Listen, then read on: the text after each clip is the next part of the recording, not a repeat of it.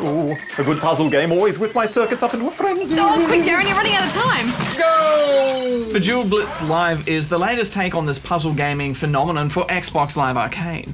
You swap multicolored gems to make matching rows or columns of at least 3 in a row. Matching sets then vanish, causing fresh gems to cascade down from above.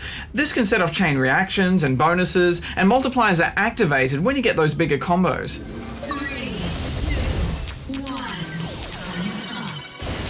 Blitz adds a new element to the equation, a time limit. The 2 play modes are Classic and Twist. In Classic mode, you move a cursor around the Bejeweled grid and swap gems with the face buttons. A hint meter is constantly charging up, so every few seconds you can push the right bumper and get a hint on a possible swap you can make. Whenever possible, you should make matches that destroy lines of 4 or more. This is the way to unlock your score multipliers and special explosive gems. Twist mode is the same basic game but with a different control set. Instead of swapping 2 gems around, your cursor encircles 4 gems at once and you can rotate them in place to the left or to the right.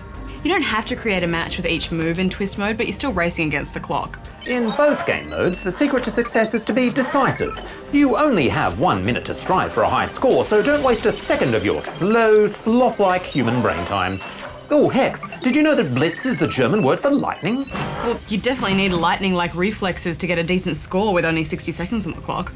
A bar at the bottom of the screen slowly counts down as you play, with pestering voiceovers reminding you that you're rapidly running out of time. 3, 2, 1, game over. Bejeweled Blitz Live is all about keeping your cool under pressure. And alas, this sense of urgency brings out the game's most frustrating flaw, the controls. I think they've done their best to adapt the interface to this controller, but the D-pad and the joystick are just too slow. Yeah, whenever you see a potential match that's all the way on the other side of the grid, you realise you're going to lose a second or two just trying to get your cursor over there. Bejeweled works so much better on PC or touchscreen because then you can move as fast as you think, and this just feels wrong. There's also the pure randomness of how it all works. The game spits out a random selection of gems at the beginning of each stage, so sometimes it's easy to match them up in rows and sometimes it isn't. I've tried to calculate a formula to predict the patterns, but it just does not compute.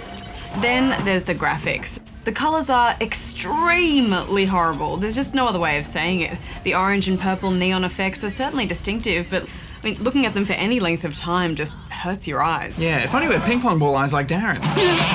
Bejeweled is the quintessential casual game, but played with the wrong controller, it just doesn't work. I mean, maybe they could have made it Kinect compatible and made it an actual decent party game, but as it stands, Bejeweled Blitz Live fails to sparkle, so I'm giving it 5 out of 10.